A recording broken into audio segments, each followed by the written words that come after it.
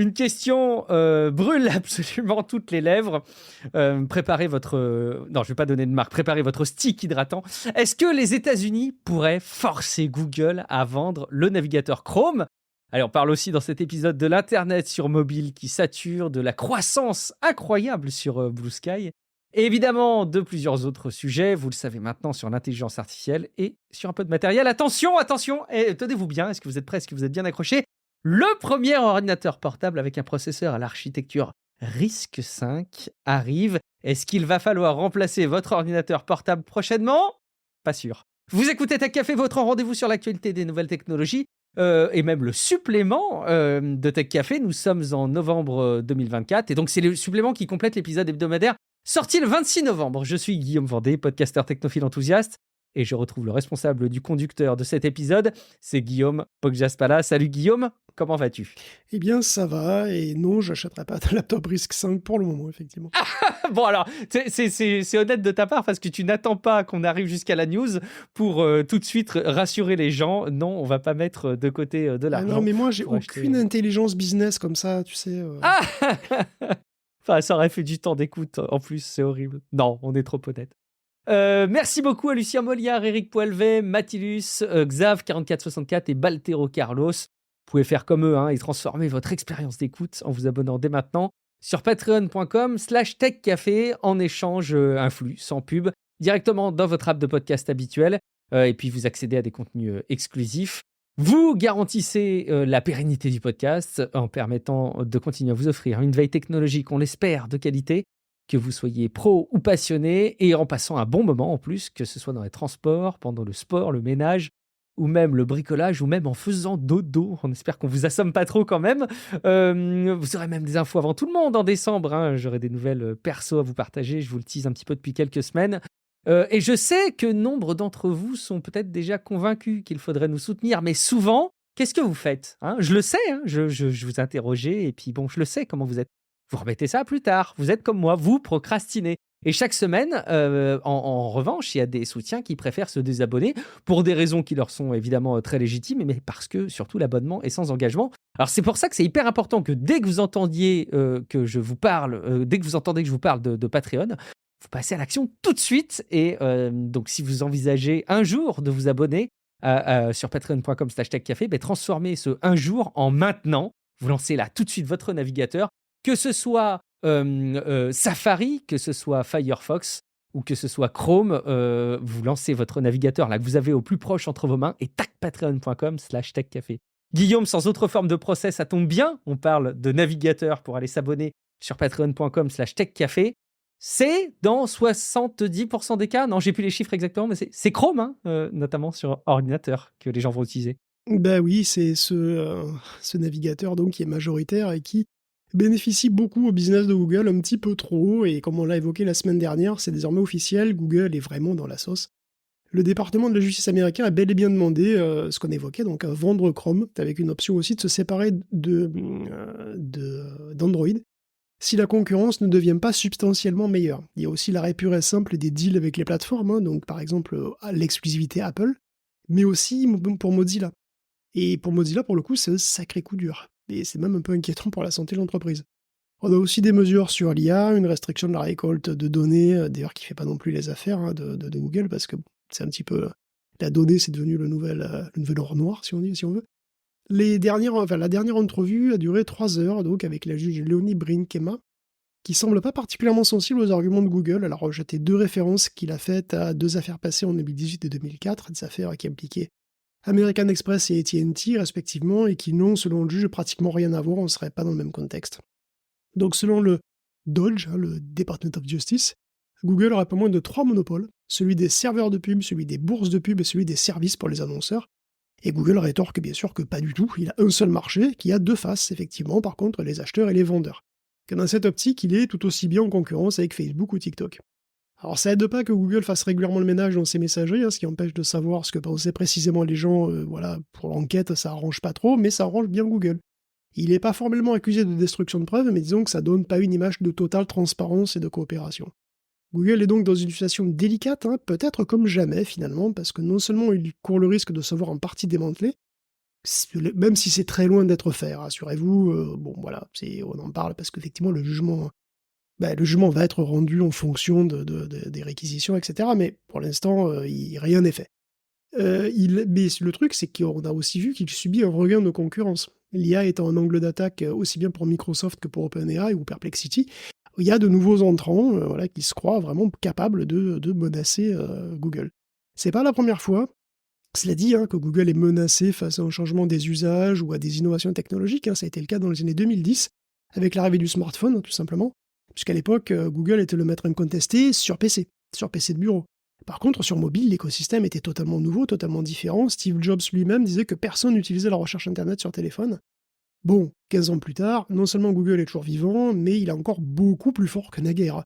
La plateforme mobile l'a considérablement renforcé, en fait, très nettement. Et d'ailleurs, Android et Chrome ont été deux choix clés stratégiquement, ça a été magistral. Donc c'est très difficile de dire comment les choses évolueront d'ici 5 ou 10 ans. Bon, tout est possible, Google pourrait ou pas être forcé de vendre Chrome, il pourrait ou pas être significativement concurrencé par ChatGPT, ou il pourrait aussi lui-même devenir numéro 1 de la recherche hybride avec de l'IA, ou pas. Et vous pourriez aussi trouver intéressante ou pas cette chronique de Normand, qui avoue sa faiblesse finalement devant l'extraordinaire complexité de la situation et la très grande incertitude qu'il plane sur l'avenir du monde. Ce serait détonnant. En tout cas, avec du recul, ce qui est intéressant, c'est que d'un point de vue commercial, ça montre à quel point c'était, si c'est avéré, en tout cas, que ça les sert. Je pense que ça les sert. La question, c'est de savoir dans quelle mesure le Chrome sert le moteur de recherche Google.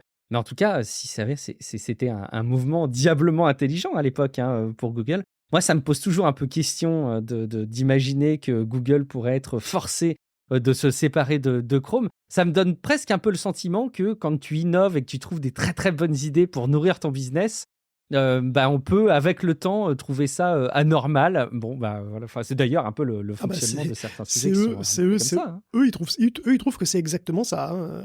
Oui, c'est ce qu'ils disent. On est trop les meilleurs, on a été trop bons et on est punis pour ça, c'est pas juste, madame. Il y a un fond de vérité, je trouve. Les pauvres.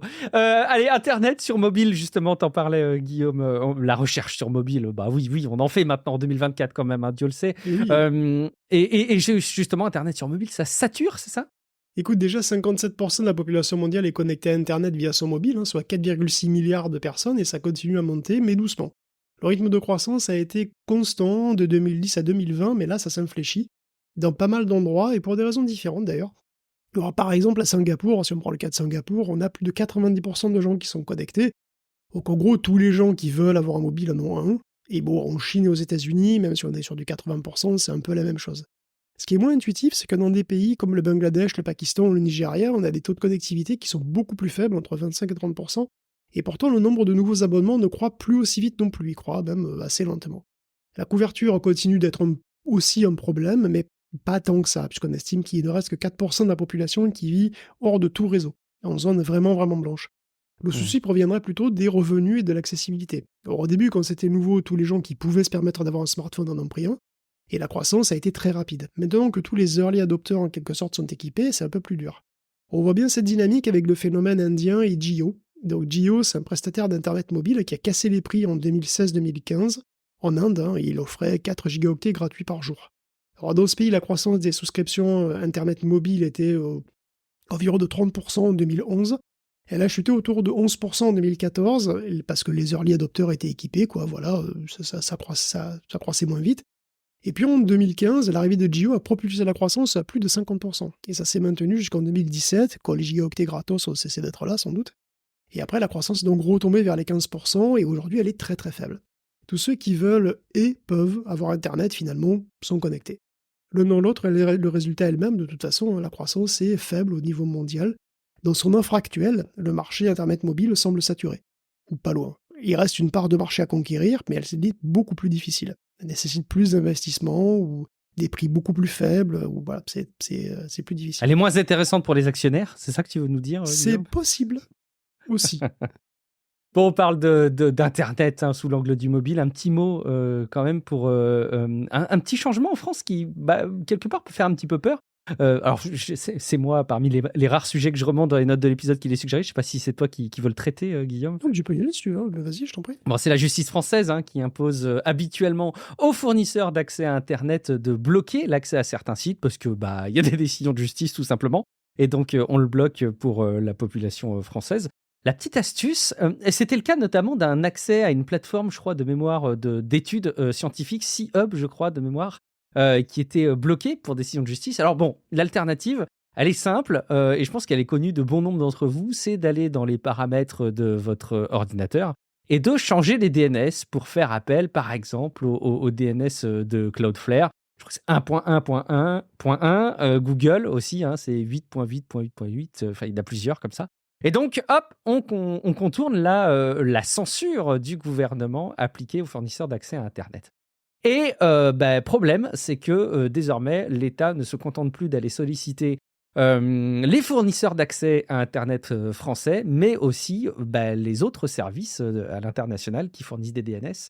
En l'occurrence, Cisco a été concerné. Alors, ils ont carrément choisi de ne plus proposer OpenDNS, leur service, en France. Donc, ils ont eu la réaction un petit peu extrême par rapport à ça. Donc, voilà, tous les acteurs qu'on a l'habitude de connaître vont être sollicités par la justice française pour bloquer les accès. Il reste en gros une solution, c'est Corben qui l'a mis en avant sur un article qu'il a rédigé, c'est sans doute pas le seul, mais c'est d'héberger son propre serveur DNS. Alors, nul doute qu'on est à une étape un petit peu plus compliquée que d'aller chercher les DNS de Cloudflare ou de Google. Mais après tout, c'est pas inintéressant, c'est aussi l'opportunité d'avoir un petit peu plus de confidentialité, de mieux contrôler les requêtes de vos accès sur Internet, et puis de vous protéger contre ces décisions de justice. Ça paraît être quand même la solution la plus compliquée. Guillaume, ça t'inquiète, toi, le fait que maintenant les décisions de justice s'appliquent aussi sur les services DNS d'acteurs autres que les fournisseurs d'accès à Internet? C'était malheureusement logique, parce qu'ils sont quand même pas complètement débiles. Ils écoutent, peut-être même qu'ils écoutent Tech Café, ils savent très bien que c'est possible de contourner facilement un blocage DNS qui est fait uniquement sur un serveur. Et bon, si on passe sur un autre serveur, ça remarche, quoi. C'est pas très compliqué, donc oui, ça paraît. Bon, je trouve que c'est quand même un précédent assez. C'est un précédent un peu inquiétant quand même. Enfin, je trouve que c'est. Je pense que l'étape ultime de la décision inquiétante, ce sera il est interdit d'avoir son propre serveur DNS quelque part. Oui, parce qu'après, si tu veux, le problème, c'est qu'il y a aussi, la suite logique, c'est, ok, tu n'as pas le droit d'accéder à un autre serveur DNS que celui de ton fournisseur d'accès. Bon courage pour appliquer ça, maintenant. Ok. Et puis, après, évidemment, si tu fais ça, tu peux toujours passer par un VPN. Donc, l'étape d'après, c'est d'interdire les VPN. Interdire les VPN, oui. Bon, donc il faut quand même savoir s'arrêter à un moment, quoi. Faire un petit peu attention à ce genre de truc, c'est pas super encourageant, je trouve. En réalité, je trouve ça finalement assez logique que ça aille jusqu'à cette étape-là, mais je pense qu'il faut, comme tu l'as dit, tu l'as bien dit, il faut que ça s'arrête maintenant. Guillaume, un truc qu'il ne faut pas qu'il s'arrête, c'est l'arrivée de nouveaux spectateurs sur la plateforme Apple TV+, parce que on n'est pas à la hauteur des ambitions, j'ai l'impression. Je sais pas si tu regardes beaucoup Apple TV+, toi, puisque tu l'as. J'aime bien effectivement la plateforme, et j'aime beaucoup les contenus qu'il y a dessus. Je peux citer Severance, il y a... j'ai perdu le nom de la série avec Jason Momoa, parce que ça fait très longtemps que je l'avais vu, mais un truc futuriste, dystopique, où les gens sont devenus aveugles. Bon, bref, c'est vachement bien. Donc oui, j'aime beaucoup les contenus, effectivement, Apple TV+. Plutôt les séries que les films. C'est bien, ça fait plaisir, ça va réconforter Apple, parce que là, il est un peu triste quand même. En ce moment, depuis 2019, il ménage pas ses efforts pour son service de streaming, puisqu'il a dépensé 20 milliards pour produire plein de films et de séries très bien accueillis par la critique, et d'ailleurs aussi par le maigre public d'Apple TV+, puisqu'à l'heure actuelle, il a que 0,3% du marché du streaming.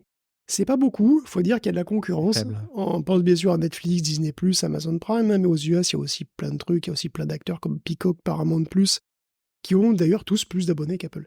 Parmi les raisons, il y a certainement le manque de communication, de marketing. Apple dépense 28 millions pour faire de la pub à son iPhone, mais 2 fois moins pour Apple TV+. Après, il y a aussi beaucoup moins d'offres. Alors, qu'il y aurait dans les 18 000 shows sur Netflix, il y en aurait 250 sur Apple TV+. Ça me paraît peu, mais bon, j'ai jamais testé le service, honnêtement. J'ai aucune idée de l'offre d'Apple TV+. L'idée d'Apple était sans doute aussi de faire peu, mais bon, de privilégier la qualité sur la quantité. C'est sans doute réussi. J'ai l'impression, mais ça n'a pas l'air de suffire à faire décoller un service pourtant porté quand même par la boîte tech la plus puissante du monde. Mmh. C'est dire, hein, Apple sera en train de faire un petit peu comme Xbox, c'est-à-dire d'essayer de rentabiliser son matos sur d'autres consoles. Selon des sources proches du dossier, quoi, Bloomberg affirme qu'il y a des boîtes de production un petit peu dans le monde entier qui seraient en discussion avec Apple pour pouvoir avoir le droit de passer leurs films, quoi, hein.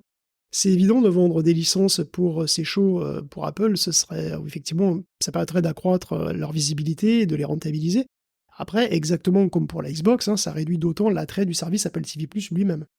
Une autre Mmh. possibilité explorée, ce serait de s'inclure dans des packs, des bundles de services de streaming. On pourrait par exemple avoir Apple TV+ en s'abonnant à Prime Video, par exemple, hein, ce genre de truc. Donc il y a encore pas mal de travail, malgré la qualité. Apparemment, il n'y a pas beaucoup, beaucoup de gens qui sont abonnés. Je l'ai plus en tête, je retrouve pas le tarif de l'abonnement Apple TV+. Il me semble que c'est 10 balles par mois, et que si tu le payes à l'année, c'est 70 €. En fait, je pense que c'est juste trop cher, quoi. Je pense que le mouvement d'aller mettre cette somme-là désormais dans des services avec un catalogue aussi qualitatif soit-il, qui n'offre pas une grande espérance de quantité, ben, c'est peut-être beaucoup trop cher, tout simplement. Comme allez, je prolonge la discussion tel un modèle de langage, Guillaume. Tu allais dire, tel l'ensemble des produits et des services Apple? Mais comment t'as Mmh. deviné? Oh, c'est Je te connais trop incroyable! bien. Je te connais trop bien. Allez, c'est la migration du moment et je ne parle pas des oiseaux, migrateurs, qui se les pèlent beaucoup trop et qui se barrent de nos latitudes. Je parle plutôt de la grande migration des petits oiseaux bleus, de X qui vont vers un ciel plus bleu. Oui, c'est la Minute Musk aussi d'ailleurs, avec X qui voit encore partir des groupes de presse. Alors, il y a Ouest France qui ne mâche pas ses mots, qui dit: «Dans l'état actuel des choses, il nous semble en effet pas judicieux ni opportun d'alimenter ce réseau tant de sérieuses garanties ne sont pas déployées face à la désinformation, face au harcèlement et face à la violence». Rien que ça. Et on a aussi Reporters sans frontières d'ailleurs qui a déposé plainte contre X. Pas contre X, attention, faut pas confondre, elle a été déposée contre X, pas contre X. Pour en diffusion de fausses nouvelles, usurpation d'identité, etc. Donc X aurait poussé une vidéo sur l'Ukraine faussement attribuée à RSF. Au-delà de ça, il y a aussi l'épineuse question des droits voisins, quand même, puisque depuis 2019, on sait que les éditeurs peuvent demander une compensation financière quand leur contenu est utilisé par les grandes plateformes. Or, X ne paye pas. X a même été condamné en mai dernier à communiquer des données sur les revenus générés par les articles de presse, ce qu'il n'a jamais fait. Silence radio. Et depuis, hein, et du coup, il y a des nouvelles plaintes. Il y a un collectif de journaux bien connus qui attaquent, hein. Il y a Le Figaro, Le Parisien, Les Échos, Le Monde, AFP, j'en passe. X est donc de plus en plus problématique, même réglementairement parlant. Musk, quant à lui, s'arrange pas, hein. Il se sent comme s'il était déjà à son poste au Doge, là, et il commence même carrément à critiquer en public des fonctionnaires qu'il va nommer explicitement. Et il a dit: il y a tellement de faux emplois que les contribuables ne devraient pas payer pour tel poste, en nommant explicitement Ashley Thomas, par exemple. Alors après, qu'est-ce que tu veux qu'il se passe? Comme il a 200 millions d'abonnés, dont pas mal de fédés, évidemment, ça se transforme en campagne de harcèlement en ligne. Étant qui il est avec la visibilité qu'il a, c'est quand même assez évident que son comportement est complètement irresponsable. Enfin, il se serait irresponsable s'il ne faisait pas exprès. Mais bon, il est coutumier du fait. Depuis le pédoguy, hein, il y a eu d'autres cas, et aujourd'hui, c'est carrément devenu une tactique d'intimidation, quoi. Je veux dire, à ce niveau-là, je vois pas comment ça pourrait être autre chose. X va devenir un outil même pour le futur Doge, d'ailleurs, puisque Musk et Ramaswamy l'utiliseront pour communiquer. Je me suis entraîné, t'as vu?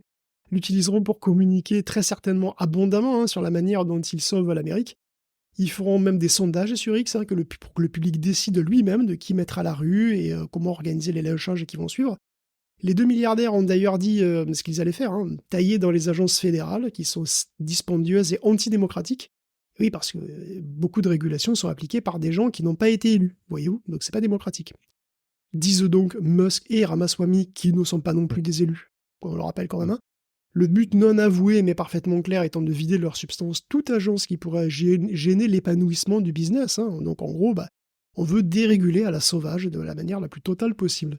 Mais bon, bref, X continue donc de muter et c'est Blue Sky qui en profite. Avec 700 000 utilisateurs de plus encore en une semaine, on serait autour de 20 millions. Ça monte vite, même si on est encore loin de X, hein, et même de Threads d'ailleurs, qui serait à 275 millions d'utilisateurs actifs. Cela dit, ça commence à déchanter sur Threads, on en a un petit peu parlé, vaguement évoqué les dernières fois, et j'ai cru lire que sur Blue Sky, ça commençait aussi à parler pas mal politique et que ça gonflait même certains auditeurs. Je sais pas si tu confirmes. Oh bah, je l'ai vu forcément remonter, de toute façon, c'est normal que ça arrive, tôt ou tard. L'enjeu, c'est pas, d'espérer, faire mieux que X aujourd'hui. L'enjeu, c'est de faire au moins aussi bien que le Twitter d'avant le rachat par Musk, de rendre ça aussi utile et effectivement de pérenniser le sujet. J'ai l'impression quand même que les outils et la philosophie qui sont derrière l'outil sont moins problématiques. Donc, bon, on peut espérer cette fois-ci que ça tienne, Guillaume. Laisse-moi espérer un peu, s'il te plaît. Tu vas m'apporter trop de déprime, enfin. OpenAI qui doit se défendre de partout, Guillaume, et même d'attaques en Inde. Oui, nouveau procès pour OpenAI qui est attaqué par ANI, c'est l'Asian News International, une des plus grosses agences de presse indiennes. Donc ANI s'est rendu compte que ChatGPT inventait des faits qui lui attribuait. Donc des fake news, en gros, qu'il n'a pas apprécié. Qu'elle n'a pas apprécié, enfin bref. Et ils mettent aussi en question le droit d'usage de leurs données, comme pas mal d'autres acteurs, hein, des auteurs aussi, des journaux, et en particulier le New York Times, hein, dans la procédure bat son plein. Oh, mais attends, c'est une expression désuète, non?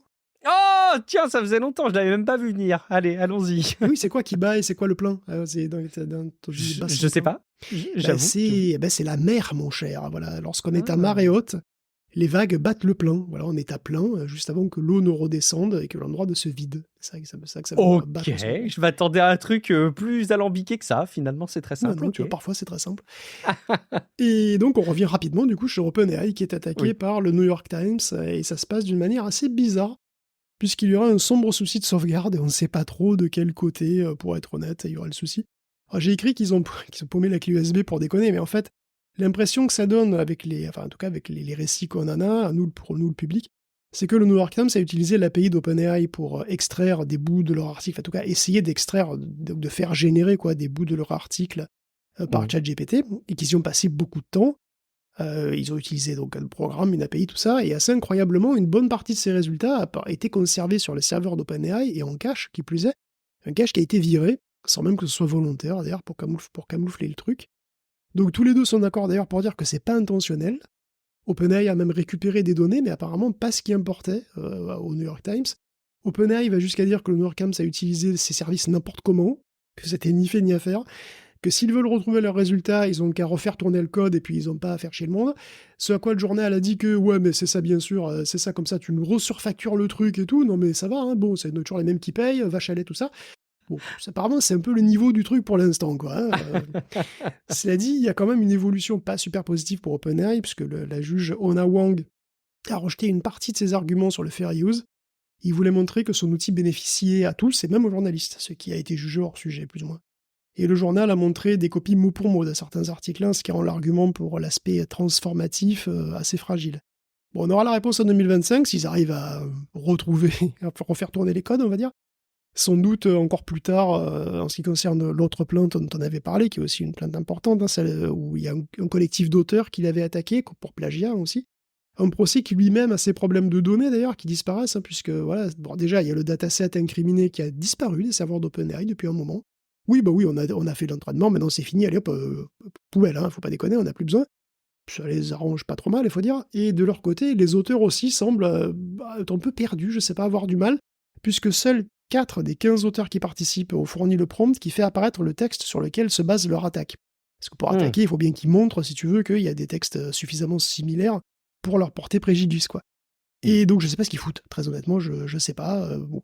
Alors évidemment, OpenAI, lui, pas très très coopératif. Le juge observe d'ailleurs, je cite, que les parties ne procèdent pas exactement à la procédure avec le degré de collégialité et de coopération qui pourrait être optimal. Voilà. Non, c'est clair, hein, ça ressemble plus au village d'Astérix pour le moment, tout ça, mais bon. À suivre. À suivre, effectivement. On continuera à le regarder ensemble. Très bien. Merci, Guillaume. On change de rubrique. Avec, je me trompe pas, oui, on change de rubrique. Avec, excuse-moi, j'étais à côté. Et Amazon qui, visiblement, a de l'argent. Hein, ils se permettent de relancer de 4 milliards, Guillaume, sur les modèles conversationnels. Ben ouais, au grand poker de l'IA, Amazon relance de 4 milliards, ça rigole pas, au poker de l'IA. Alors qu'est-ce que tu fais? Tu suis, tu te couches? Ah bon, je me couche, direct, j'ai pas. 4 milliards, j'ai pas. Il va falloir beaucoup de personnes sur Patreon. Tu tentes un bluff? Non, quand même pas. Non, même pas. Ça fait donc 8 milliards d'investissements au total de la part d'Amazon dans le rival d'OpenAI. Il est en train petit à petit de rattraper les 13 milliards que Microsoft a mis dans son propre poulain quand même. Hein.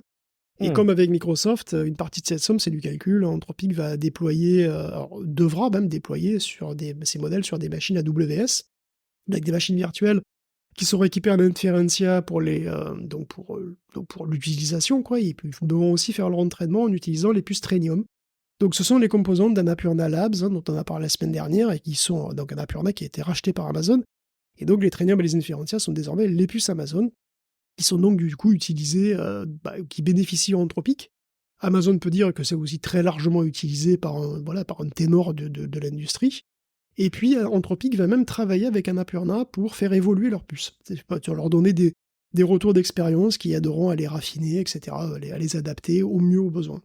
Dernier élément très important, Anthropic va aussi aider Amazon à faire entrer Alexa dans l'ère du chat, de la chat. Donc on sait qu'Amazon a manifestement du mal tout seul à produire un Alexa basé sur un modèle de langage qui soit complètement conversationnel. C'est pourtant ce qu'ils nous avaient montré depuis une bonne année, on attend ça, par l'essence ça n'arrive pas. Donc les liens entre les deux boîtes se resserrent, même si Anthropic continuera d'exister aussi par ailleurs et d'utiliser aussi le cloud Google.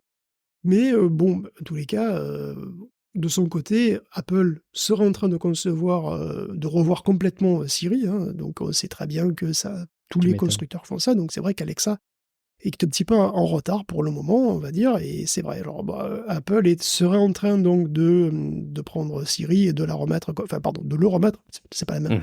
L'iOS. Au goût du jour, et tout ça basé sur un modèle de langage. Donc Siri devrait aussi devenir un agent. C'est-à-dire qu'il pourrait voir ce qui est à l'écran, comprendre ce qui est à l'écran et agir en conséquence. Donc, encore une fois, toujours un petit peu pareil, comme les copilotes ou comme la prise de contrôle de Claude. On est toujours un petit peu dans cette veine de l'agent qui vous aide à faire des actions sur le mobile ou sur l'ordinateur.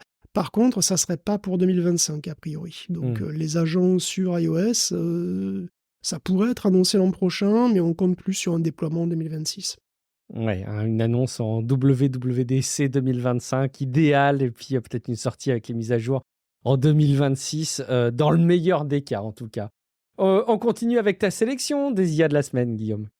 C'est devenu presque une habitude. Chaque semaine, on a une pluie de nouveautés, tout à divers niveaux de maturité, c'est vrai, mais qui montrent clairement la direction qui est prise et les possibilités qui nous seront offertes demain, quand c'est pas carrément aujourd'hui. Et donc, pour cette revue de presse, on a des trucs qui sont pas forcément très spectaculaires tous, mais qui peuvent être extrêmement utiles. Et par exemple, il y a un nouvel algorithme de segmentation de vidéos qui s'appelle Samurai.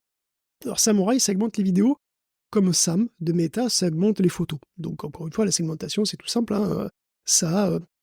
Sémantiquement, c'est-à-dire il voit ce qu'il y a sur les photos. En gros, si vous avez votre bureau, sur votre bureau, vous avez une photo de votre bureau, il va localiser où est l'écran d'ordinateur, où est la chaise. Il suffira de cliquer sur un des pixels de la chaise pour que toute la chaise, que tous les pixels qui appartiennent à la chaise soient isolés et réunis dans un même truc. C'est extrêmement pratique, c'est extrêmement important.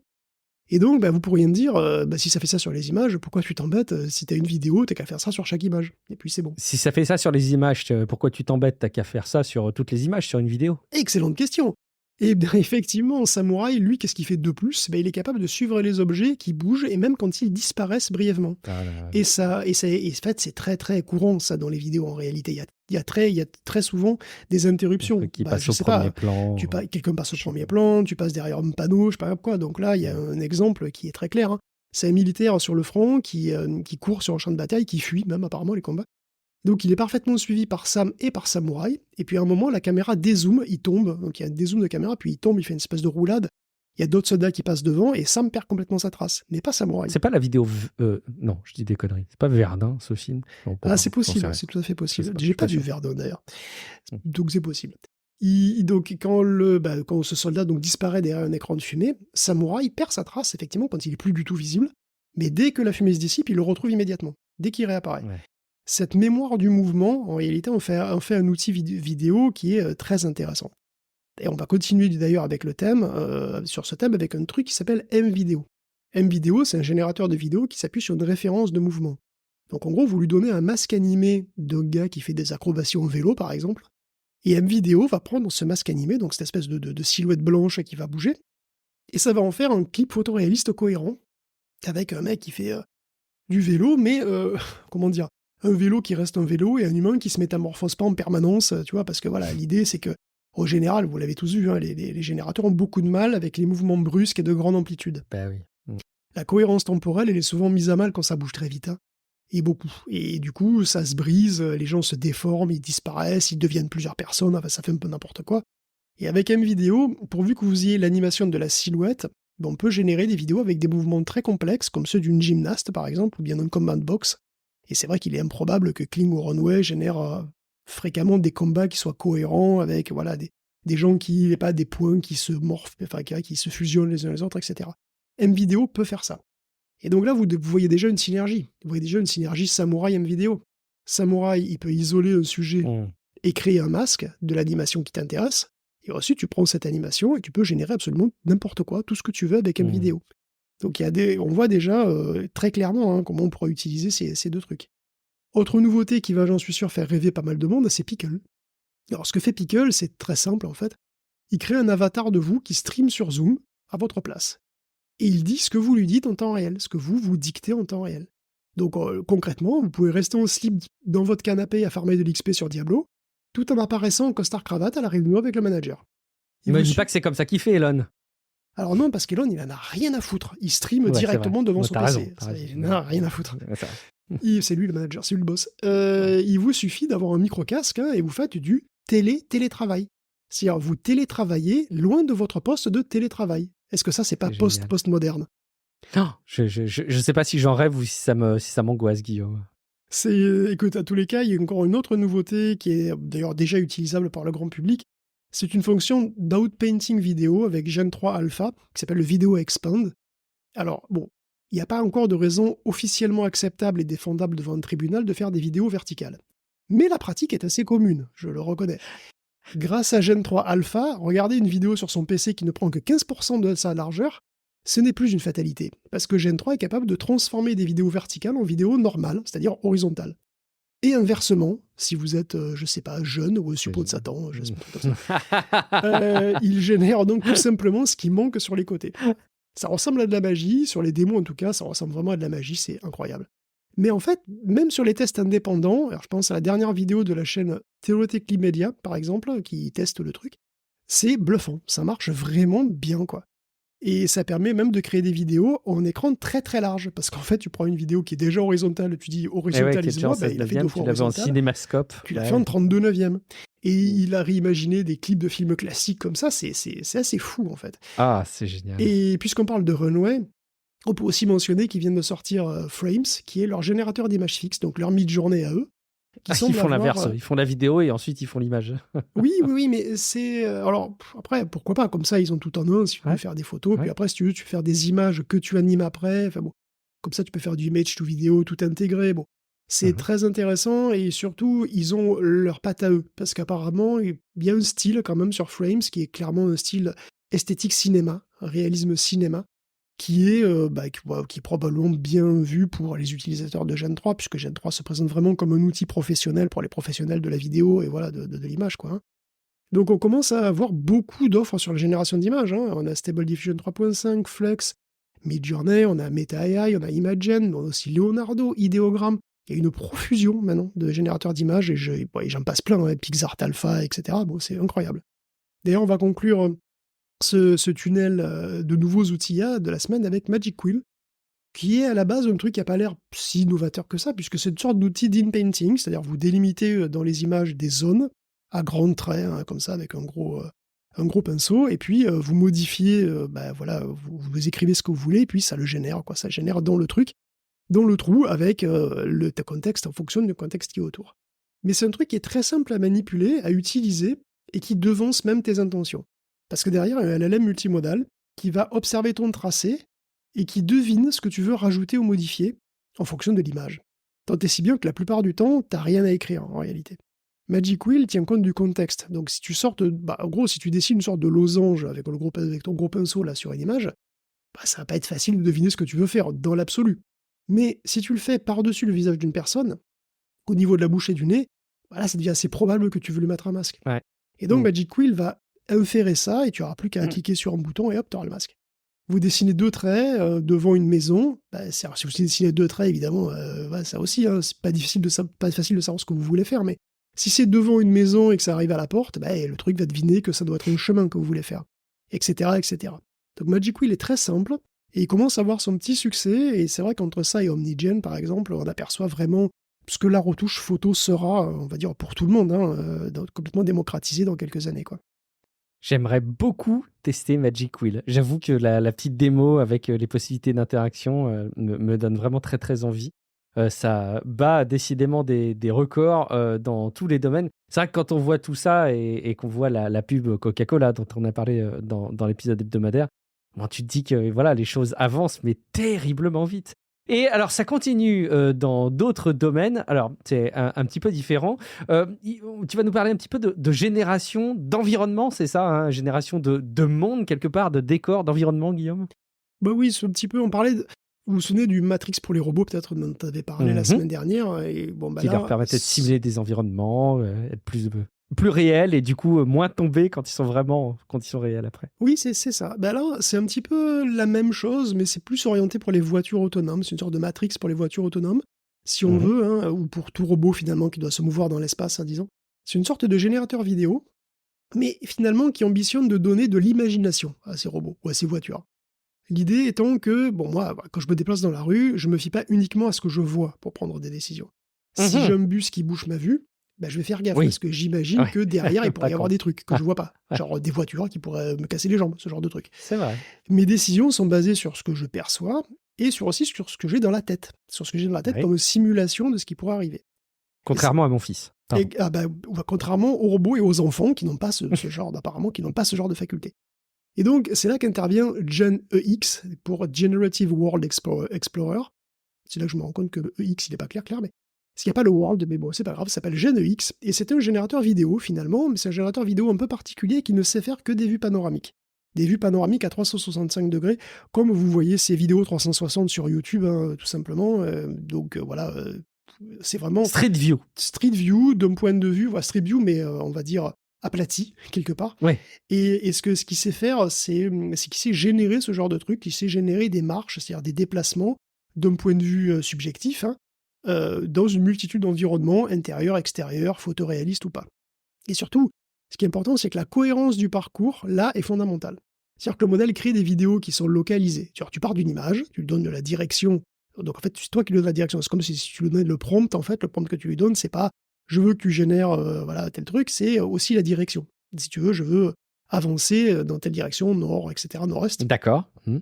Probablement c'est un angle et tout ça, mais bon, vous voyez le truc. Et donc le modèle va générer la vue suivante. Donc vous lui donnez la position, l'orientation, en gros, il vous génère la vue qui va bien. Si tu fais comme ça, pas à pas, si tu fais un chemin fermé, que tu reviens au point de départ, eh ben, tu auras la même image qu'au tout début. C'est ça la contrainte. Cette dernière image, bien que générée, devra être la plus proche possible de celle du début, pour qu'en fait, le parcours ne soit pas juste une hallucination. C'est pas juste il invente au fur et à mesure, voilà, il met des trucs rigolos, mais en fait, ça n'a pas de sens. Non. Là, il génère une hallucination, hein, si on veut, mais cette hallucination est cohérente dans le sens où tu explores vraiment quelque chose qui est reproductible. Donc un monde imaginé, mais qui existe quelque part dans le sens où tu peux tu peux y retourner, et puis voilà, quoi, il y a vraiment, c'est un lieu quelque part qui existe. Même s'il n'existe pas. Bref.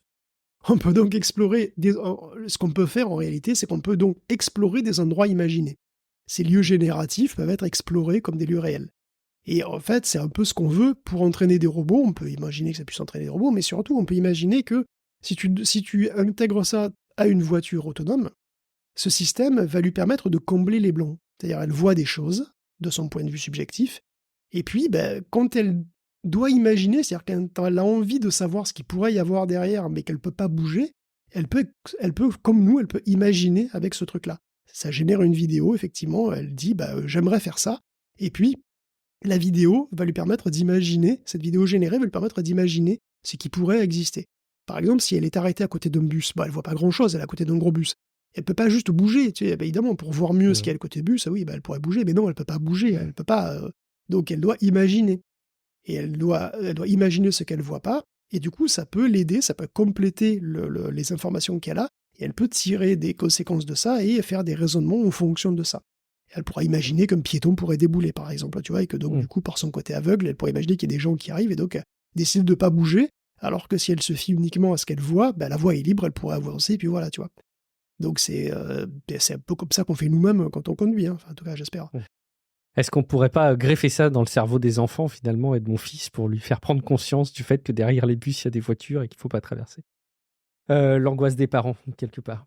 On va faire un tour, parce que je vous parle de voitures là, donc du côté des voitures autonomes. Il y a quelque chose d'assez concret du côté de chez Baidu, avec quelque chose qui semble rivaliser avec les rapports qualité-prix qu'on trouve aujourd'hui, c'est ça? Alors que Waymo est en son réseau, que Tesla est en train de recruter des gens pour mettre au point un service de téléopération, on a vu ça, on a vu des offres d'emploi passer en ce sens. Donc probablement pour les futurs taxis autonomes, la question se pose quand même encore à quel point c'est rentable de faire des robotaxis. Parce que ok, tu payes pas de chauffeur, mais bon, tu payes des gens qui surveillent tout ça de loin, qui prennent les commandes dans les cas qui sont un petit peu Ouais. délicats pour la conduite. Il y a des salles de téléopération. Bon, il y a un gars qui peut suffire pour plusieurs voitures, du coup, c'est vrai, mais ça a quand même un coût. Et puis il faut aussi pouvoir intervenir sur place en cas de problème. Donc il faut quand même une infrastructure derrière, c'est pas gratuit. Et puis les voitures, elles sont très chères. Et puis c'est contraignant. Les taxis sont géofencés, ils sont confinés dans des zones géographiques bien précises. Donc dans ces conditions, la rentabilité dépend aussi pas mal du prix de base du véhicule quand même, hein. On a été dans les 2 à 300 000 dollars par voiture chez Waymo. Et là, on doit être encore autour de 150 000. Donc Waymo avait un super espoir, c'était Geely qui devait lui fournir la prochaine génération. Oui, Geely, bah oui, Geely, évidemment. Sauf que c'est pas ça que tu pensais? Bien sûr que si, Ah, évidemment, j'espère. c'est plus fort que moi. J'espère. Bien sûr que c'était ça. Donc le problème, c'est que Geely, bon, et c'est rigolo Geely, mais c'est chinois. C'est chinois et donc c'est plus trop une option. Donc on a vu tout ça, problème, tarif, droit de douane, tout ça, bon évidemment. C'est Donc pas.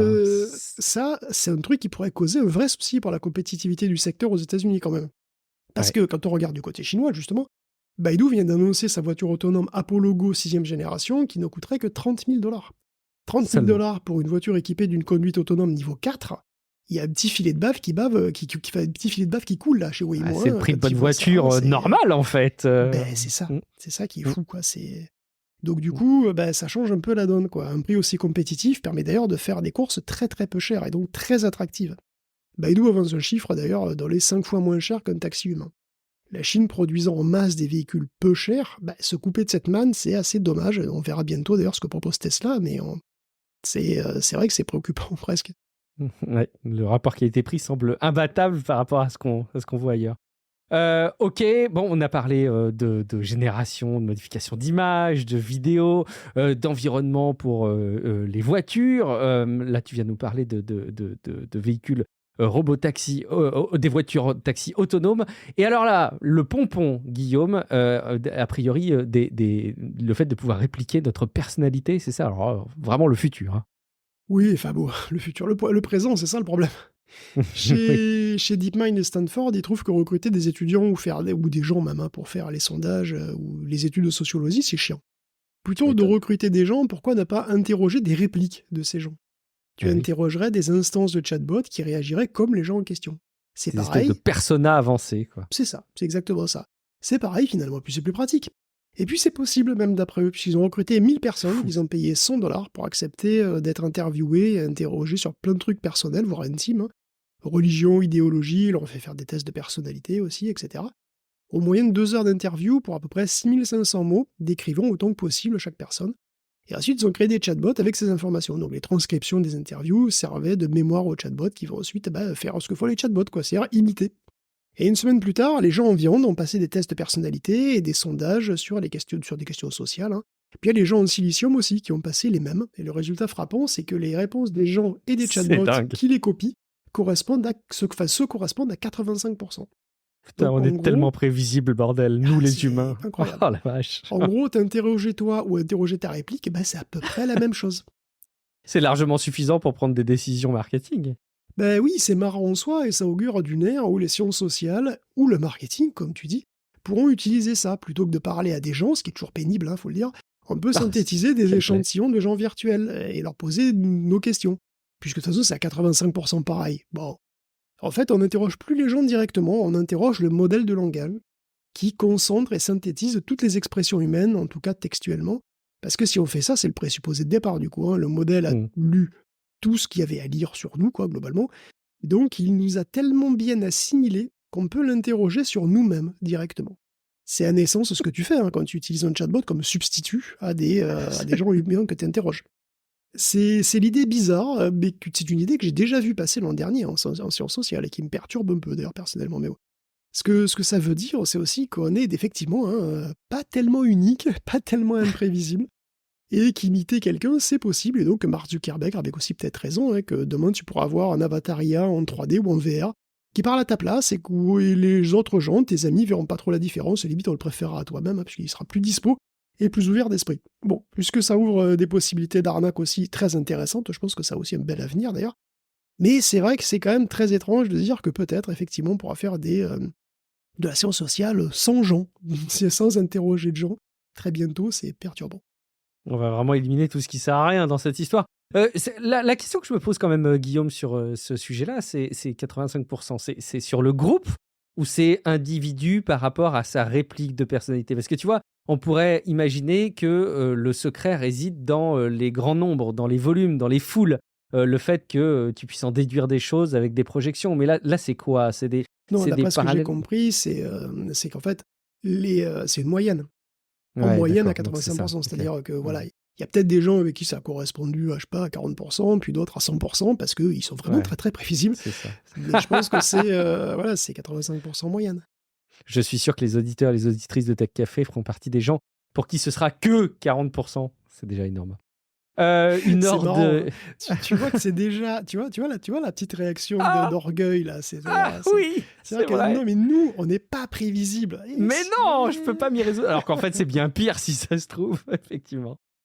Bon, tu nous donnes un petit follow-up sur ce sujet de procès lié à quelqu'un qui avait utilisé de l'IA générative, Guillaume? Ou c'est un autre Oui, sujet? bon, non, oui, non, c'est ça, c'est un petit mini follow-up sur la news assez Hmm. marrante qu'on avait couvert il y a quelques semaines dans ce lycée du Marrante, je sais pas. Massachusetts qui avait sanctionné cet élève pour avoir fait faire son devoir par une IA. Alors, vous vous en souvenez sans aucun doute, ou pas, mais bon, voilà, Hmm. c'était ça l'idée, quoi. Et puis les parents, du coup, avaient attaqué l'établissement au tribunal parce qu'ils n'étaient pas contents. Bon. Et ben ces parents, là, ont été déboutés. Le lycée n'a rien fait de mal. L'élève a utilisé Grammarly, en fait, sans beaucoup plus de soin que ça, hein, puisque la toute première source citée dans le devoir, c'est un livre qui n'existe pas. Alors, quand même, faites gaffe un peu, faites un effort. C'est un peu con, ça. Mais bon, le gamin a mis 52 minutes pour pondre son devoir, alors que ses camarades ont passé entre 7 et 9 heures dessus, et ça se voit d'ailleurs aussi dans l'historique des versions du document. Du coup, bon, voilà, ça montre aussi qu'il s'est quand même pas foulé la rate. Le texte a d'ailleurs été détecté comme Feignasse. artificiel par Turnitin. Donc en bref, oui, on a encore le droit de punir ce qui est encore manifestement de la triche. Surtout quand c'est pas très bien fait finalement. On enchaîne avec une rubrique matérielle et une grande promesse, surtout quand on repense à tout ce qu'on vient d'aborder ensemble, du matériel qui permettrait de faire tourner des modèles de langage, allez, à 10% de leur puissance, de la puissance habituellement constatée, Guillaume. Ça fait rêver, ça ouvre des perspectives incroyables. Et oui, c'est Sagiens qui propose ça. Alors c'est une start-up qui se lance sur un créneau qui est quand même assez casse-gueule, qui est celui des puces analogiques. Donc des puces qui utilisent finalement les valeurs physiques du courant et de la tension pour représenter les données, et sur lesquelles les processus physiques eux-mêmes, en fait, font tous les calculs. Ils font tout seuls, hein, les calculs. En particulier, la loi d'Ohm fait une multiplication toute seule, et puis c'est pratique. Alors pourquoi pas s'en servir? Donc en l'occurrence, Sagiens veut utiliser la conductance variable des cellules de flash, de mémoire flash, pour représenter des données. Alors premier problème, la précision. Il faut pouvoir, quand même, pour être utile, avoir une précision minimale, faire une précision suffisante, on va dire. Et donc Sagiens, ils disent qu'ils ont une précision équivalente à 8 bits, ce qui est tout à fait correct. En fait, c'est même un petit peu la limite pour utiliser confortablement, on va dire, sans trop de déperdition, des modèles de deep learning. Donc il dit qu'ils peuvent le faire même avec un seul transistor, ce qui est assez fabuleux, parce que dans une configuration comme ça, les données sont là où les calculs sont faits. Il n'y a pas d'aller-retour entre CPU et mémoire, hein, puisque c'est à l'intérieur, quoi. On va dire, dans cette grille flash, les données sont stockées directement dans la conductance, donc elles sont directement sur place, quoi. Et donc, c'est un gain absolument énorme en termes d'énergie économisée. Alors, les cellules flash de Sagiens sont plus utilisées à des niveaux énergétiques très faibles, ce qui nous amène quand même à un autre problème majeur en général de ce genre de truc, c'est la stabilité et la fiabilité du système. Parce qu'en numérique, si les valeurs de conductance dans deux cellules ne sont pas exactement les mêmes, c'est pas grave. Je veux dire, tant qu'elles sont dans les clous, elles représentent quand même 0 ou 1 quand il faut, quoi. C'est bon. Mais si cette valeur c'est la donnée, c'est plus délicat. D'autant que la température fait varier aussi naturellement la conductance et qu'elle fluctue aussi au cours du temps. Et ce bruit, il est tolérable en digital, mais en analogique, ça brouille les valeurs de tes données. Donc là encore, Sedgens affirme qu'ils ont un système de calibration et de suivi de la température en particulier pour compenser tout ça. Et donc finalement, un dernier souci, c'est aussi de faire discuter ces composants analogiques et ceux qui sont digitaux, c'est-à-dire ton PC à toi. Chaque modification nécessite une sorte de modulation et de démodulation, si on veut, hein, voilà, analogique digitale, ce qui est complexe et assez coûteux en général. Mais bon, Sedgens a dit qu'ils ont développé aussi des couples de circuits qui font ça avec très peu d'énergie. D'ailleurs, c'est aussi très peu d'énergie parce que les cellules sont utilisées à des seuils extrêmement bas, à l'extrême limite de leur seuil de fonctionnalité. Elles sont juste au-dessus du niveau où elles sont arrêtées, où elles sont off. Ce qui veut dire aussi qu'elles sont très lentes d'ailleurs pour les standards digitaux, mais ça c'est pas grave du tout, parce que les calculs se font tout seuls. Ils se font d'un bloc, d'un seul coup. En gros, dès que les valeurs sont chargées dedans, ça prend, en fait, dès qu'elles sont chargées dedans, c'est automatiquement, par les mêmes processus physiques, hein, la valeur du résultat est automatiquement et complètement calculée. Donc même si on prend, je sais pas, si ça prend une milliseconde, admettons, peut-être probablement moins que ça, c'est énorme une milliseconde pour des standards de RAM, si tu veux, pour des standards de RAM digital, évidemment, c'est énorme une milliseconde, mais là, ça veut quand même dire que tu peux faire 1000 passes de l'intégralité de ton modèle par seconde. Et souvent, c'est bien plus qu'il n'en faut en réalité. Donc leurs premiers produits arriveront en 2025, et ils commenceront petits, c'est normal, hein, donc petite mémoire, utilisable pour des algorithmes de vision par exemple, ce qui leur permettra de se faire la main, de tout peaufiner avant de se lancer dans le dur. Et parce qu'ils veulent faire des LLM, des modèles de langage, des gros. Leur ambition, c'est de faire tourner ces gros modèles, des gros chatbots, les gros chatbots qu'on aime, pour effectivement moins de 10% de l'énergie qu'on dépense aujourd'hui. Et donc, écoute, on leur souhaite de tout cœur de réussir, évidemment. C'est extrêmement ambitieux. Et si ça arrive, ça risque de changer la donne sur plein d'aspects. Ouais. Huawei. Je l'ai pas mentionné, mais apparemment, ça concerne plutôt l'inférence que l'entraînement. Oui, ce qui est déjà pas mal quand même. C'est déjà pas mal. Huawei qui serait toujours bloqué à du 7 nanomètres. Guillaume, on est si loin de ce qu'on fait aujourd'hui en standard. Enfin, voyons. Ouais, oui. Rad a quand même été impressionné quand Huawei a sorti une puce en 7 nanomètres intégralement chinoise. Ça avait ébranlé les Américains, même, qui commençaient à se demander si leur embargo global sur les technologies des semi-conducteurs était vraiment efficace.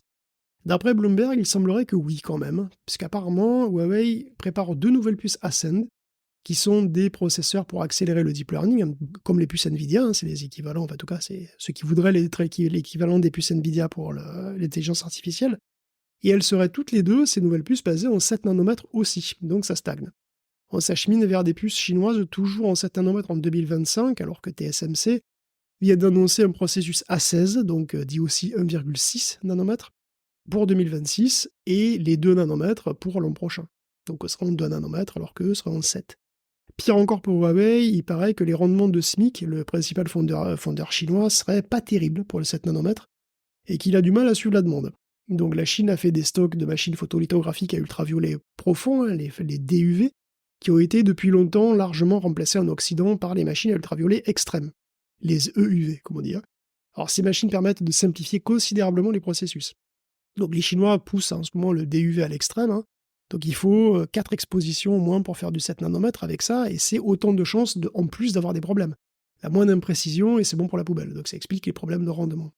Alors bref, coupé du matériel de fabrication américain et européen, la Chine commence à avoir du mal, et ça va commencer à se voir. Donc le Mate 60 est arrivé avec une puce crédible 100% chinoise, mais l'an prochain, le 70, il risque de ne pas avoir de progrès, ou quasi pas de progrès question matérielle.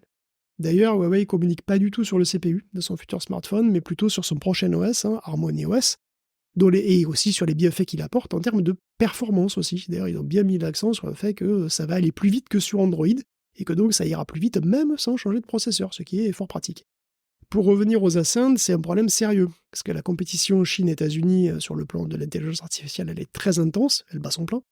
L'IA et la suprématie sur l'IA est une priorité pour les deux pays. Les Chinois sont d'ailleurs très compétitifs en la matière, mais cette compétitivité pourra durer que si le matériel suit à un moment ou à un autre. Et d'ici 1 ou 2 ans, si SMIC n'arrive pas à évoluer significativement, la Chine aura un handicap matériel net qui pourra s'avérer difficile, voire impossible à rattraper. Alors si ça arrive, les US pourront considérer qu'ils auront gagné. Bon, faut espérer que ça donne pas trop envie aux Chinois, du coup, d'aller chercher en personne des puces top niveau directement à la source, à Taïwan. À côté de chez eux, voilà. Parce que c'est pas loin quand même, c'est chez eux. Et puis en plus, c'est chez eux, d'après eux. Donc, à un moment... Ça bon, justifie, effectivement. espérons que ça ne crée pas des tensions qui dégénèrent. On va aller faire un tour du côté de chez Nvidia, dont les accélérateurs sont les machines les plus énergivores dans leur catégorie. Et bah, il y a peut-être du challenge là, qui va arriver du côté d'AMD, c'est ça, Guillaume? Ben là, en fait, on a la top 500 de l'année des ordinateurs les plus efficaces en termes énergétiques. C'est le Green 500. Et le moins qu'on puisse dire, c'est qu'NVIDIA y est encore plus vert que dans son logo, puisqu'il y a quand même 8 machines du top 10 qui sont équipées de GH200, donc les puces Grace Hopper. Mais surtout, les 2 premières places du classement sont attribuées à l'Allemagne pour le Jedi et à la France pour Romeo 2025. Et le troisième Incroyable. est aussi français, c'est Adastra 2. Ah, pas décidément. Romeo est installé à Reims, à l'université de Champagne-Ardenne. C'est une machine mise en place par Eviden, qui fait partie du groupe Atos. C'est un truc qui a 47 000 cœurs, qui bat très très vite, ce Romeo, pour c'est des GH200, des super chips en Neoverse, voilà, des GPU H200. Donc le Green 500, il est classé en fonction du nombre de gigaflops par watt. Donc c'est vraiment une efficacité énergétique. Donc Jedi, il atteint les 72 gigaflops par watt. Romeo et Adastra sont dans un mouchoir de poche autour de 70. Alors, c'est intéressant de noter que Adastra n'est pas basé sur du NVIDIA, c'est une solution Cray avec des EPYC de génération 4 et des AMD MI 300. Donc on voit qu'AMD propose des solutions du coup qui sont tout à fait compétitives avec NVIDIA du point de vue de l'efficacité énergétique du coup, puisqu'on est vraiment à 70 comme Romeo. Et d'ailleurs AMD pour avoir une chance de s'imposer sur le secteur de calcul haute performance, parce que les prochaines puces Blackwell, si elles apportent un gain net pour le deep learning, elles ne vont pas apporter grand-chose pour les calculs scientifiques en double précision. Parce qu'ici, on parle de gigaflop en précision 64 bits. Pas de truc deep learning en 8 ou 16 bits. Donc c'est vraiment de la haute précision pour des calculs scientifiques. Sérieux. Non mais... Et sur ce segment, Nvidia aura donc la concurrence de ses propres puces, d'ancienne génération. Parce que les clients vont sans doute être ravis de les garder encore un petit moment, vu le prix. Donc on peut noter pour conclure que ces machines ne sont pas forcément très grosses. On parle d'efficacité énergétique sur des machines, mais pas de puissance brute, juste d'efficacité. Dans le monde des super-ordinateurs, ils sont même relativement petits. Jedi, le premier, ne consomme que 67 kW. Et même en étant très efficace, du coup, il atteint que 4,5 pétaflops, alors que Romeo atteint les 10 pétaflops et Adastra 2, 2,5. Alors attention, c'est quand même des grosses machines, évidemment, c'est largement suffisant pour être utile à plein de choses, c'est pas bien sûr. Mais c'est pas un super ordinateur de classe énorme comme, on a parlé il y a pas longtemps, El Capitan, qui est le plus puissant du monde. Pour donner une idée, El Capitan, c'est 1742 pétaflops. Et ça consomme 30 mégawatts. Le Green 500, c'est et le top 500. Alors, le Green 500 et le top 500 sont totalement différents. Donc, El Capitan, il est le premier du top 500, mais il n'est pas du tout le premier du Green 500, justement, puisqu'on peut calculer que El Capitan, il a une efficacité d'à peu près 58 à 59 gigaflops par watt, soit nettement moins que les meilleurs du Green 500. Donc, c'est deux choses différentes. La puissance et l'économie, quelque part, dans sa catégorie, évidemment. On en a parlé brièvement en intro et dans un tout autre registre que ces grosses ressources matérielles, Guillaume. Il y a des choses qui sont un peu moins convaincantes sur le plan des performances, mais ça arrive. Le premier portable en risque 5. Et c'est Framework qu'il fait, évidemment. Framework, c'est le roi des ordinateurs donc modulaires et donc a priori aussi plus durables. Ils ont donc une offre en RISC-V, donc là, cette fameuse architecture de processeur libre. Et donc vous aurez une machine qui sera totalement ouverte, totalement facile à réparer, avec un processeur qui a la particularité d'avoir une architecture open source, complètement libre.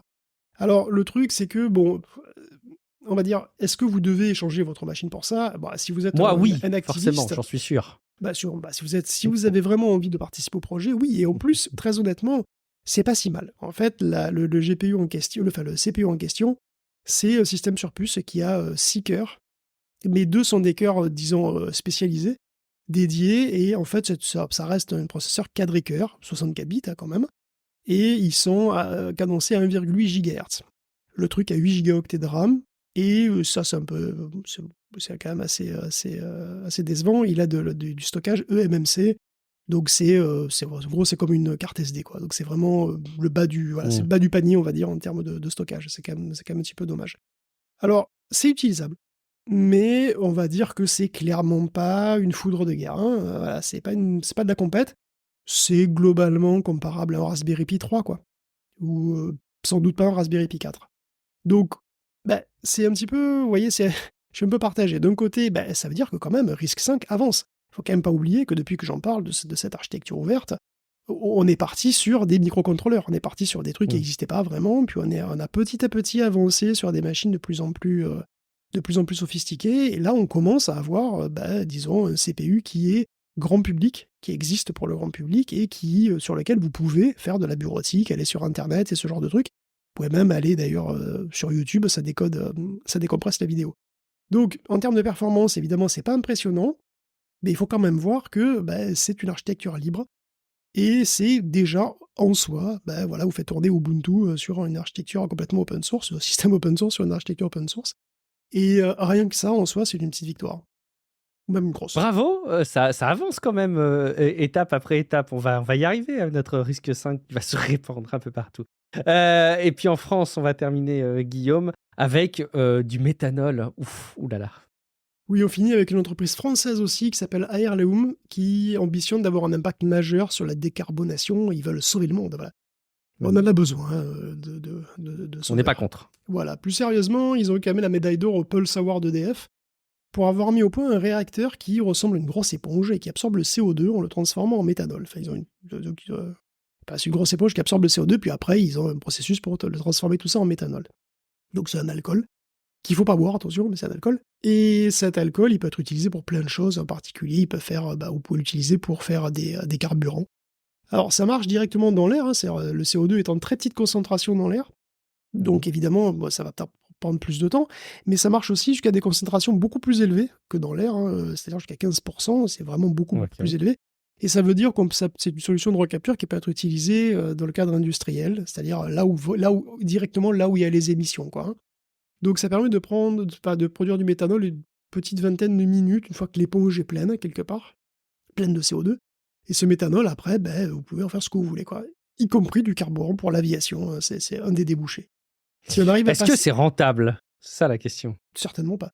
Enfin, certainement pas. Ça dépend à quel prix tu l'achètes. C'est toujours pareil. Le truc, c'est que effectivement, si on arrive à passer à grande échelle, les avions pourraient voler avec essentiellement le carbone qu'ils rejettent. C'est ça l'idée, Donc, il reste la question de cette mise à l'échelle industrielle et de son coût, comme toujours. Pour le moment, c'est certainement cher. C'est sans doute à l'état de proto. Il n'y a pas énormément d'infos sur le site, sur l'article que je relais, ils disent qu'ils ont levé 6 millions pour construire une mini-usine pilote qui produira 3800 litres de méthanol par mois. C'est pas beaucoup, donc c'est vraiment pilote, c'est vraiment pilote, quoi, mais bon, ça validera le processus et tout ça. Et après, ils voudraient faire une usine beaucoup plus grosse qui aura une production de 300 000 tonnes de méthanol par an d'ici 2030. Alors bon, est-ce que c'est rentable ou pas ? Ça dépend à quel prix tu achètes ton méthanol, tout simplement. Le méthanol, en général, disons que les produits issus de la recapture du carbone, en général, c'est beaucoup plus cher, évidemment, que les produits que tu extrais. C'est vraiment beaucoup plus cher, 10 fois plus cher au moins. Mais bon, il faut bien commencer quelque part. 300 000 tonnes, ça fait 380 millions de litres, à peu près, de méthanol. C'est déjà pas mal, c'est vrai. Bon, après, il va quand même en falloir beaucoup. Des usinats, si j'en crois Globometer, la consommation quotidienne de tous les avions du monde, c'est dans les 1 milliard de litres de carburant par jour. Ce qui veut dire que la totalité de la production annuelle de cette usine serait consommée en 9 heures. Donc il va falloir construire pas mal d'usines ou améliorer beaucoup le processus. Alors évidemment, je ne vais pas être trop sévère avec un truc qui est encore en développement et qui va pas... qui est pas encore là, puis qui va dans le bon sens quand même, parce que c'est quand même, recapturer le CO2, c'est bien. Enfin, comme c'est souvent répété, recapturer le CO2, c'est pas que c'est impossible, c'est que c'est difficile, que c'est coûteux, que c'est très difficile à faire à des échelles très grosses, et qu'au niveau mondial, c'est très difficile aussi économiquement de concurrencer juste le méthanol normal, quoi, je veux dire, ou le gaz normal, ou le pétrole normal. Donc c'est un problème qui est vraiment très ardu, ce qui veut dire que parier là-dessus, l'avenir du monde, c'est un pari un peu risqué.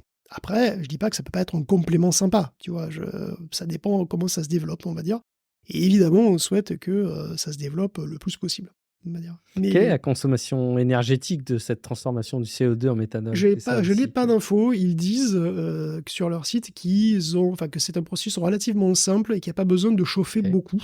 Ce qui fait que ça ne consommerait pas beaucoup d'énergie. Ils disent qu'ils pourraient utiliser par exemple de l'hydrogène pour faire ça, ce qui voudrait dire qu'on pourrait songer à des des productions d'hydrogène que tu peux faire par du solaire, par exemple, et qui pourraient être utilisées dans ce processus-là. Processus sur lequel j'ai pas de détails chimiques. En même temps, je suis pas chimiste, mais bon. J'ai pas vraiment de détails, et donc je peux pas vraiment te dire combien d'énergie ça consomme. Évidemment, c'est un énorme problème aussi, parce que faut bien la trouver quelque part, cette énergie. Hein, donc, c'est ça. donc si ça consomme pas beaucoup d'énergie, que ça peut être fait avec du solaire, c'est peut être crédible, mais sinon, bon. Ok, on leur souhaite en tout cas on leur transmet tous nos encouragements et on leur souhaite évidemment de trouver des sources de réussite pour nous aider à survivre dans ce monde si hostile dans lequel on évolue, mais qu'on a contribué à rendre hostile avec le temps. Merci beaucoup Guillaume pour la préparation de cet épisode avec une note d'espoir, hein, avec cette dernière news. Je ne l'appelle pas positive encore à ce stade, mais peut-être un des espoirs qu'il faudra suivre. Merci beaucoup. Si jamais vous avez apprécié cet épisode et si jamais le format répond à un besoin, à une attente que vous avez désormais, que ce soit dans le cadre de votre activité professionnelle ou parce que vous êtes passionné, rendez-vous sur patreon.com/techcafé. Et peut-être que vous ne l'avez pas fait tout à l'heure. Vous avez dit, ouais, c'est bon, j'ai entendu Guillaume, il a dit de le faire maintenant, mais bon, moi, je le ferai plus tard. Ah, là, vous êtes encore à la fin de l'épisode, vous voyez, vous ne l'avez pas fait. Donc là, il est temps. Vous allez sur patreon.com/techcafé. Merci beaucoup. Vous pouvez discuter entre vous et avec nous sur le serveur Discord, techcafé.fr/Discord, et nous retrouver à titre individuel. Guillaume, où est-ce qu'on va pouvoir te retrouver? Moi, je pourrais me monter un petit serveur DNS, hein, ça m'a donné envie, tout ça. Oui, forcément. Bah oui, c'est vrai. Et puis, on me retrouvera aussi sur Tech Café, le seul podcast qui gronde de ses auditeurs. Et qui les menace presque. Qui les menace, ça, j'adore. Et voilà. Et puis, sinon, écoute, oui, peut-être sur Minecraft, je sais pas. C'est aussi un monde hostile. Et puis, je pourrais jouer Steve Austin. Oh. C'est beau, c'est beau. Non, c'est validé. Merci beaucoup. Je suis Guillaume Vendée. J'aimerais bien tester les Magic Quill, là, ça me tente bien. Je suis Guillaume Vendée. Vous me retrouvez sur les réseaux sociaux, guillaumevendée.fr, sur Blue Sky par exemple. Et puis, de manière générale, je suis aussi en interaction avec vous sur Discord. Merci beaucoup pour votre fidélité. Rendez-vous dans quelques jours pour un prochain épisode de Tech Café. Ciao à toutes et à tous. Ciao à tous.